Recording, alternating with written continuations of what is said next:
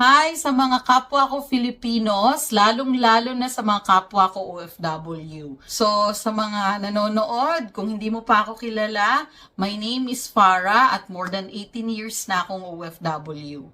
Sa vlog na ito, pag-uusapan natin about MP2 at yung personal experience ko at saka isi-share ko din sa inyo kung magkano yung kinita ng MP2 ko.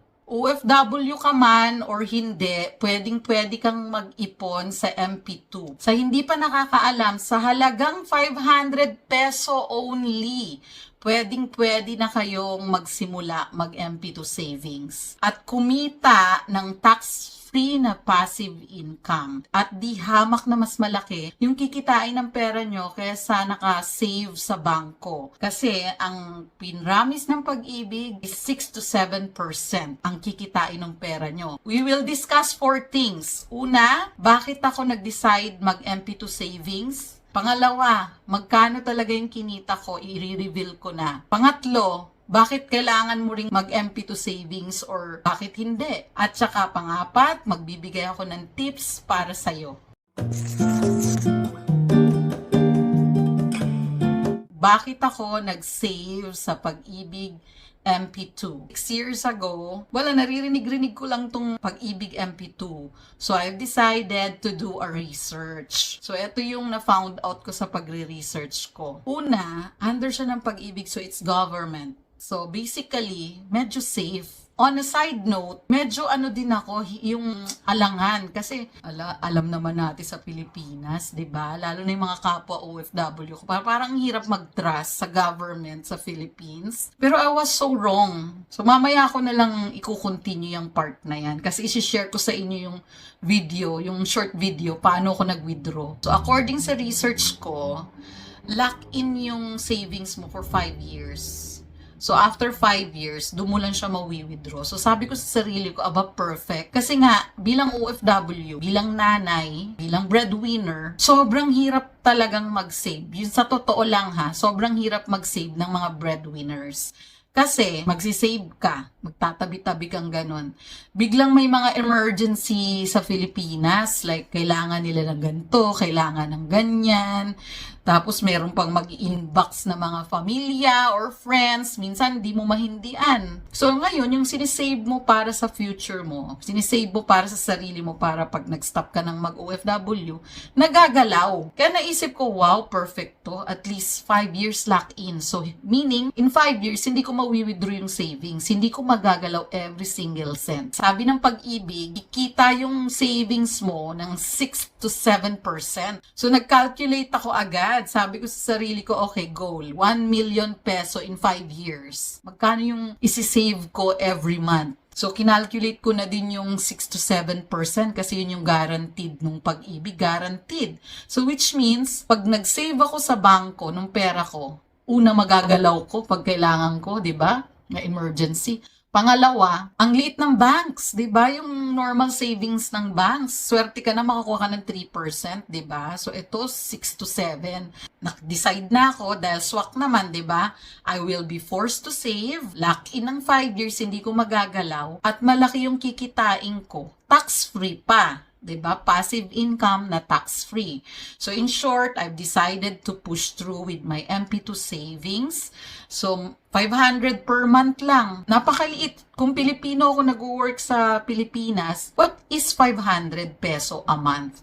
But since OFW ako, medyo kumikita ako ng dollars abroad, medyo nilakihan ko naman yung savings ko. So eto na, ang lola nyo nag-save na sa MP2. So, ito yung nangyari sa akin. Personal experience ko to, guys. At baka tanong rin to ninyo. Ang akala ko nung una, every single month, maghuhulog talaga ako. Ito yung nangyari. Consistent ako nag-save. Guys, nagkaroon ako ng mga financial problem issues sa Philippines. So, the succeeding months, hindi talaga ako nakapaghuhulog. Not necessarily na every month kang maghulog. But, yun yung recommended. Pwedeng every month 500. Pwede rin 500 ngayon, next next month 1,000, next month 500, next month 10,000, up to you. Hindi, walang limitation yung Pag-ibig MT2 kung magkano yung hulog mo. Basta minimum 500. Fast forward to 2025. 5 years na yung Pag-ibig ko. So, naka-receive na ako ng email sa Pag-ibig na nag 5 years na nga. So, yun na. Hindi ina-allow ng Pag-ibig na after 5 years, hindi mo withdraw yung pera mo, hayaan mo lang doon. No point. Bakit?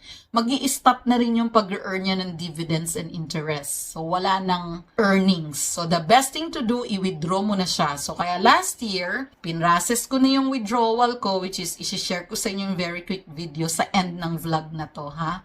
So, pinrases ko na siya, and then, na-withdraw ko na nga last year, and I was so shocked nung nakuha ko yung withdrawal. Di ba nga, sinabi ko sa inyo, inconsistent yung paghuhulog ko. Magkano ba talaga yung kinita ko sa MP2 savings ng Pag-ibig? Sobrang shock ko kasi remember sabi ng Pag-ibig 6 to 7% yung kikitain ng savings MP2 natin. My Pag-ibig MP2 savings, I earn 32%. Can you imagine? So kung magkano yung hinulog ko for the past 5 years ng pagiging inconsistent ko, hindi every month ako nagulog. Yung total na hinulog ko, kumita pa ng 32%. Dahil hindi ako naging medyo consistent, yung goal ko na 1 million, hindi ko nakuha dahil nga inconsistent yung paghuhulog ko. Okay pa din, I'm very grateful. Napaka-grateful ko sa Pag-ibig MP2 kasi na-force ako mag-save na hindi ko nagalaw talaga for 5 years. At ito yung pinaka-the best sa lahat. Ang bilis ng processing. Nagulat din ako doon, ha? Nagulat ako. I'm not sure sa iba, pero on my personal experience, ang bilis ng pag-process at releasing ng aking pera from Pag-ibig. So yun, I'm thankful, I'm grateful that I did the right decision. So not sure sa iba, but mine, I earned 32% tax-free na interest dun sa savings ko for 5 years. Bakit ka rin dapat mag-MP2 savings? Or bakit hindi? Actually, tanong ko rin yun, bakit hindi? Well, in fact, lahat ng result or lahat ng benefits, puro naman positive, di ba? Sa akin, bilang nag-save sa MP2 or kung kasino man magsisave. Walang negative at all. Kasi talaga puro positive yung makukuha mo pag nag-save ka sa MP2. And the earlier you start, the better. Kasi nagsisimula na agad mag-accumulate yung savings mo at tumakbo. At hindi nakaka-pressure kasi hindi naman tayo pin-pressure ng Pag-ibig na dapat every month maghulog ka ng 500 peso. Pag di ka naghulog, penalty yan. If you want to save, save. Kung ayaw mo maglagay ng save, di wala. Di mas maliit yung masisave mo. Pero the consistent you are, the better. I cannot see any reason na hindi ka mag-MP2 din. Dahil lalo na kung OFW tayo, gaya ng sinabi ko, pag breadwinner, so difficult talaga to save for our future. So napakaganda ng Pag-ibig MP2 dahil you will be forced to save. And napakabilis ng panahon. In just like, like that, 5 years na. Then pwede mo nang ma-withdraw. You can either use it for something really special na project sa buhay mo. Maybe pagpapatayo ng bahay, pambayad sa tuition fee, or possible, pag withdraw mo, you reinvest it to Pag-ibig since di mo kailangan yung pera at kinalimutan, sinet aside mo siya. So meaning extra pera siya. So hindi mo kailangan maging expert. Kailangan mo lang maging consistent sa pagsisave at pagkatiwalaan yung proseso ng Pag-ibig MP2. Dahil legit siya guys, hindi siya scam. You will really earn a lot. So, ito ang mga tips ko. May 4 akong tips sa inyo, sa'yo, na gustong magsimula mag-MP2 savings. Una, start small. So, 500 lang. Minimum 500 naman. What is 500 every month? Wala namang limit kung magkano yung ihuhulog mo sa savings. As long as hindi ka bababa ng 500. Tip number 2, be consistent. Kasi based sa experience ko, hindi ako naging consistent. Ending, after 5 years, nagsisi ako. Try to be consistent every month. Maghulog ka ng savings sa MP2. Tip number 3, track your savings. Eto, hindi ko talaga to ginawa. Naghulog lang ako ng naghulog. Ginayaan ko lang. Pag tinatrack mo yung savings mo, nakikita mo yung progress, nakikita mo yung kinikita mo, mas namomotivate kang mag-save consistently. Treat MP2 as an untouchable. So meaning, treat it as hindi mo siya magagalaw. So hayaan mo lang siya, hayaan na yan. After 5 years, mashock ka na lang na ganito pala yung kinita mo. Sana nakatulong ang vlog na ito para ma-inspire kang mag-ipon. Lalong-lalo na kung OFW breadwinner ka or isa kang Filipino na nasa Philippines lang na isa ring breadwinner. Dahil alam natin bilang breadwinner, napakahirap talagang mag-ipon. That's the reality of being breadwinner. So, hopefully, nakatulong to sa inyo at na-inspire kayong gawin din to para sa future nyo. Para sa retirement nyo, para sa mga plano nyo sa buhay, para sa dreams nyo. So, if you want more vlogs about OFW, don't forget to like and subscribe. At kung meron kayong gustong topic, i-comment nyo lang yan sa baba. I'll make sure na babasahin ko lahat ng comment po. So, on the upcoming vlogs, mag-share pa tayo about paano mag-open ng MP2 account or paano mag-withdraw. Share ko rin yan sa inyo. So, it's gonna be an MP2 savings series. So, may part 1, part 2, part 3, so on and so forth. So, this is our MP2 savings part 1. So, abangan nyo po yung next natin for this MP2 series.